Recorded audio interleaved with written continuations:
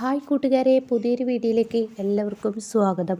അങ്ങനെ ഗൗതമും പാറുവും കൂടി ഇനി ശിവാനിക്കും വസുന്ധരക്കും ഇരുട്ടടി കൊടുക്കുകയാണ് കേട്ടോ. അവർ കറണ്ട് ഓഫ് ചെയ്ത് നല്ല അടി കൊടുക്കുന്നുണ്ട് കേട്ടോ.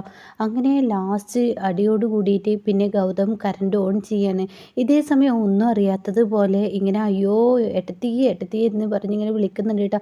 അയ്യോ ഇത് വസുവിൻ്റെ സൗണ്ടാണല്ലോ എന്ന് പാറു പറയുന്നു കേട്ടോ. ഒന്നും അറിയാത്തതുപോലെ അഭിനയിക്കുകയാണ്.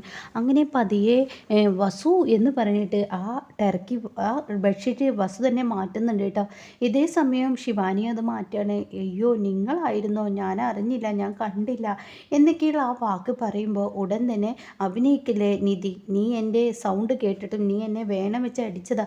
അയ്യോ അറിഞ്ഞില്ല, ഞാൻ എൻ്റെ റൂമിലോട്ട് പോയപ്പോൾ കറണ്ടും പോയി, ഇവിടെ രണ്ടാളെ കണ്ടപ്പോൾ ഞാൻ അടിച്ചതാണ് എന്ന് പറയുന്നു കേട്ടോ.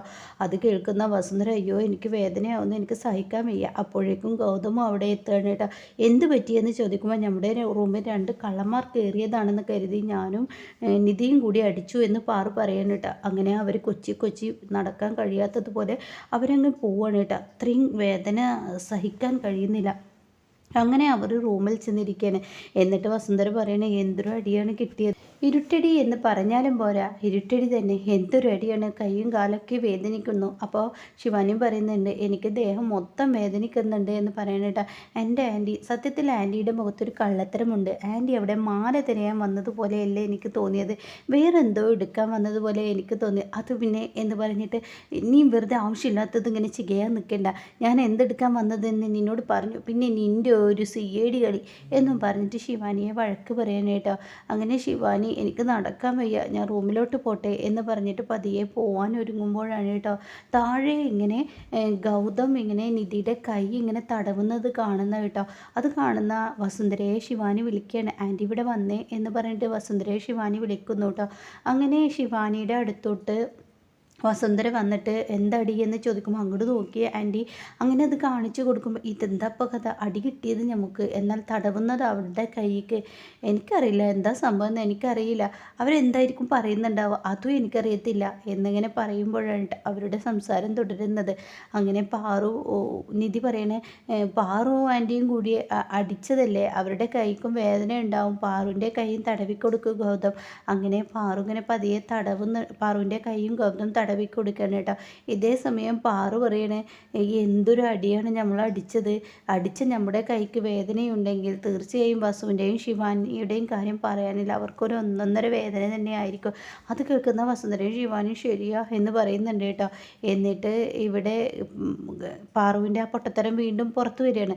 അതായത് പാറു പറയണേ എന്തായാലും ഞാൻ ആലോചിക്കുന്ന അതല്ല, എൻ്റെ മകൻ്റെ കൈക്കും വേദന ഉണ്ടാവും, അവരെ അടിക്കാൻ വേണ്ടിയിട്ട് ബ്രേക്കർ ഓഫ് ചെയ്ത് തന്നില്ലേ, അത് ആലോചിക്കുമ്പോൾ എൻ്റെ മോൻ്റെ കൈക്കും വേദനിച്ചിട്ടുണ്ടാവും അയ്യോ എന്ന് പറയുന്നുണ്ട് കേട്ടോ. ഇതിനിടയ്ക്ക് ശിവാനി പറയുന്നുണ്ട് ആൻറ്റി ഇത് മനഃപൂർവ്വം അവർ നമുക്കിട്ട് കൊട്ടിയതുപോലെ തോന്നുന്നു, യാദൃശികമായി ചെയ്തതല്ല, സത്യത്തിൽ നിധിയുടെ റൂമിൽ നിന്ന് എന്തോ ഒരു തെളിവെടുക്കാൻ പോയതാണ് ആൻറ്റി, ആ തെളിവെടുക്കുന്ന സമയത്ത് നിധിക്കത് മനസ്സിലായിട്ടാണ് നിധി ഇത് ചെയ്തതെന്നൊക്കെ പറയുമ്പോൾ വസുന്ധര അവിടെ ഇല്ലാതാക്കുന്നുണ്ട് കേട്ടോ. ഈ സമയം ഞാൻ പറഞ്ഞത് ഇപ്പം എന്തായി എന്ന് വസുന്ധരയോട് ശിവാനി ചോദിക്കുമ്പോൾ നീ ഒന്നും മിണ്ടാതിരുന്നേ ശിവാനി എന്ന് പറയുന്നുണ്ട് കേട്ടോ.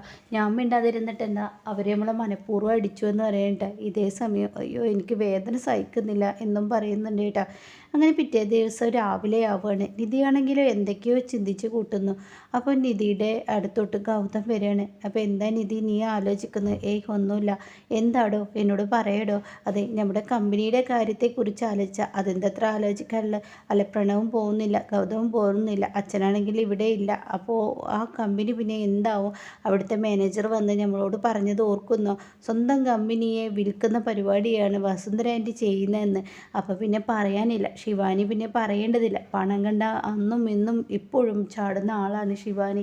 അപ്പോൾ അതുകൊണ്ട് എൻ്റെ ഗൗതം ആ കമ്പനിയുടെ ചെയർമാൻ സ്ഥാനം ഏറ്റെടുക്കണം. എന്താ നിധി നീ പറയുന്നത്, അതൊന്നും നടക്കത്തില്ല എന്ന് ഗൗതം പറഞ്ഞ ഉടൻ തന്നെ നിധി പറയണേ എന്താ നടക്കായിക, ആ കമ്പനി എത്ര കഷ്ടപ്പെട്ട് കെട്ടി ഉയർത്തിയതാണ്, അത് ഇല്ലാതാക്കണോ ഗൗതം, അത് ഇല്ലാതാക്കുമ്പോഴാണ് ഗൗതമിന് അതിൻ്റെ വേദന അറിയാം. എൻ്റെ നിധി അത് പറഞ്ഞിട്ട് അങ്ങോട്ടേക്ക് ചെന്ന് കഴിഞ്ഞാൽ വസുന്ധര ആൻറ്റി പറയും ഇതൊന്നും വേണ്ടെന്ന് വെച്ച് പോയ ആളല്ലേ നീ, ഇപ്പോൾ തിരികെ വന്നിട്ടുണ്ടെങ്കിൽ തീർച്ചയായും എനിക്ക് ഉറപ്പാണ് നിനക്ക് പണത്തോടുള്ള മോഹം കൊണ്ട് തിരികെ വന്നതാ എന്ന് പറഞ്ഞ് അവർ കളിയാക്കും. അതൊന്നും ഉണ്ടാവില്ല, അതിനൊക്കെ വഴിയുണ്ട് എന്നും പറഞ്ഞിട്ട് അവിടെ നിന്നും നിധി പോകുന്നു കേട്ടോ. എന്നാൽ ഈ സമയം ശിവാനിയാണെങ്കിലോ തൻ്റെ റൂമിലോട്ട് ചെല്ലുമ്പോൾ അവിടെ പ്രണവ് ഇരിക്കുന്നുണ്ടാവും കേട്ടോ. അപ്പോൾ പ്രണവിനെ കാണുന്ന ശിവാനിക്ക് ഒരു ഉൾഭയം വരികയാണ്. ഇവന് ഇനിയിപ്പോൾ ഞാൻ മുടന്തി നടക്കുന്നത് കണ്ടാൽ ഇവന് തീർച്ചയായും എന്ത് പറ്റിയെന്ന് ചോദ്യം വരും. അപ്പോൾ ഉടൻ തന്നെ പ്രണവിനെ കാണുമ്പോൾ നല്ലപോലെ നടക്കാൻ ശ്രമിക്കുമ്പോഴും തനിക്കത് കഴിയുന്നില്ല. തൻ്റെ കാലിനൊരു ഉളുക്ക് സംഭവിച്ചതുപോലെ അടിയിൽ. അങ്ങനെ പ്രണവ്, എന്താ ശിവാനി നിനക്ക് പറ്റിയത്? നീ ഇന്നലെ രാത്രി ഭയങ്കര കരച്ചിലായിരുന്നല്ലോ. അയ്യോ എന്നെ അടിക്കല്ലേ എന്നെ അടിക്കല്ലേ എന്നൊക്കെ പറഞ്ഞിട്ട് ആരുടെ അടുത്തുനിന്ന് തന്നെ എനിക്ക് അടി കിട്ടിയത്? നിൻ്റെ നടത്തത്തിലും അത് കാണാനുണ്ടല്ലോ. അയ്യോ എനിക്ക് അടിയോ? ഇല്ല. പിന്നെ നീ ശിവാനി ഉറക്കത്തിൽ നീ ഇന്നലെ വേദനിക്കുന്നു എന്നൊക്കെ പറഞ്ഞ് കരയുന്നത് ഞാൻ കേട്ടല്ലോ. അത് സ്വപ്നം കണ്ടതാണ് ഞാൻ, അല്ലാതെ ഒന്നുമല്ല. ശിവാനി, നീ എൻ്റെ അടുത്ത് കള്ളത്തരം നടത്താൻ നോക്കണ്ട. എന്തായാലും അതൊക്കെ എവിടെ നിൽക്കട്ടെ, അടിയോ തൊഴിയോ എന്തോ ആവട്ടെ. ഞാൻ നിന്നോട് വേറൊരു കാര്യം പറയാനാണ് വന്നത്. എന്ത് കാര്യം? അതെ, ഏട്ടത്തെയും ഏട്ടനും ഇവിടെ വന്നിരിക്കുന്നു. അവരെ പോലീസ് സ്റ്റേഷനിൽ കയറ്റുകയും അവരെ ഒരുപാട് കഷ്ടപ്പെടുത്തുകയും നീ ചെയ്തിട്ടുണ്ട്. അതുകൊണ്ട് വന്നിട്ട് ഇന്നേ വരെ നീ അവരോട് മാപ്പ് എന്നൊരു വാക്ക് നീ ഉച്ചരിച്ചിട്ടുണ്ടോ? മനഃപൂർവ്വം അവരോട് ചെയ്തതല്ലേ. അതുകൊണ്ട് ഇന്ന് അവരോട് നീ മാപ്പ് പറയണം. അവരോട് ഞാൻ മാപ്പ് എന്ന് ശിവാനി മനസ്സുകൊണ്ട് ചിന്തിക്കുകയാണ് കേട്ടോ. അവരോട് ഞാൻ മാപ്പ് പറയണല്ലേ? എന്നെ കൊണ്ടൊന്നും കഴിയില്ല അവരോട് മാപ്പ് പറയാൻ. ഞാനത് ചെയ്യത്തൂല. അപ്പോൾ ഉടൻ തന്നെ ഇവിടെ പ്രണവ് ചോദിക്കുകയാണ്, എന്താ എന്താ നീ ആലോചിക്കുന്നത്? അല്ല, ഞാനേ കമ്പനിയിലോട്ട് പോകാൻ ഒരുങ്ങുകയാണ്. ഇപ്പോൾ കമ്പനി തുറക്കേണ്ട സമയമായി. അതിന് ഫയൽസ് എടുക്കാൻ വന്നതാണ്. നേരത്തും കാലത്തും പോകണമെന്ന് പ്രണവിനെ അറിയില്ലേ? പ്രണവ് വരുന്നില്ലേ? പ്രണവിനെ വിളിക്കാനാണ്. ഞാൻ ഇനി ആ കമ്പനിയിലോട്ടില്ല എന്ന് പ്രണവ് പറയുമ്പോൾ ഉടൻ തന്നെ ശിവാനി പറയാം, എന്നാൽ എന്നെ ആൻറ്റി വിളിക്കുന്നുണ്ട്, ഞാൻ പോട്ടെ. നീ ഇപ്പോൾ ഒരു കമ്പനിക്കാരൻ നടത്തുന്ന നീ ആരെന്നാ നിൻ്റെ വിചാരം? ആ കമ്പനിയെക്കുറിച്ച് എന്തെങ്കിലും നിനക്കറിയാം? എന്തോ ആയിക്കോട്ടെ, അതൊക്കെ ഇവിടെ നിൽക്കട്ടെ. ഞാൻ പറഞ്ഞതിന് നീ മറുപടി പറയും. നീ എൻ്റെ ഏട്ടനും ഏട്ടത്തിയോടും മാപ്പ് പറയും. അതൊക്കെ എൻ്റെ പ്രണവ് വന്നിട്ടാവാം. കറക്റ്റ് 9 മണിക്ക് നമ്മൾ അവിടുത്തെ വലിയവർ അവിടെ എത്തണ്ടേ, സ്റ്റാഫുകൾക്കൊക്കെ ഒരു മാതൃകയാവണ്ടേ. അതുകൊണ്ട് ഞാൻ പോകുന്നു കേട്ടോ, വന്നിട്ട് സംസാരിക്കാം എന്നും പറഞ്ഞിട്ട് പ്രണവിനെ പൊട്ടനാക്കുന്നത് പോലെ അവിടെ നിന്ന് അങ്ങ് പോവുകയാണ് കേട്ടോ. എന്നാൽ ഈ സമയം പ്രണവിന് നല്ല ദേഷ്യമുണ്ട്. അങ്ങനെ ഇവർ രണ്ടാളും വാ നമുക്ക് പോവാമെന്ന് പറഞ്ഞ് താഴത്തോട്ട് ഇറങ്ങുകയാണ്. ഇറങ്ങി ചെല്ലുമ്പോൾ പാറു പറയാണ്, വസു ഒന്നവിടെ നിന്ന്, എൻ്റെ ഏട്ടത്തെ ഇപ്പോഴേനെ നേരം വഴുകി, എനിക്കിനി നിൽക്കാൻ നേരമില്ല. നിങ്ങൾക്ക് കഴിക്കാനുള്ള എല്ലാ സംഭവവും ഞാൻ അവിടെ ഉണ്ടാക്കി വെച്ചിട്ടുണ്ട്. ഇനി എന്താ വേണ്ടത് എന്ന് ചോദിക്കുമ്പോൾ, വസു നീയൊന്നും അവിടെ നിൽക്ക്, ഇനി ചായയോ കോഫിയോ അതും 2 ഫ്ലാസ്കിൽ ഒഴിച്ചിട്ടുണ്ട്, ഏത് വേണമെങ്കിലും എടുത്ത് കഴിച്ചോളൂ. ഞാൻ എല്ലാ പണിയും കഴിഞ്ഞിട്ടാണ് പോകുന്നത്.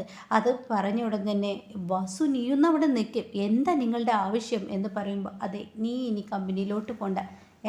എന്താ നിങ്ങളീ പറയുന്നത്? ഞാൻ ഈ കമ്പനിയിലോട്ട് പോകണ്ട. എൻ്റെ ഏട്ടത്തിക്ക് എന്താ തലക്ക് വെളിവില്ലാതായോ?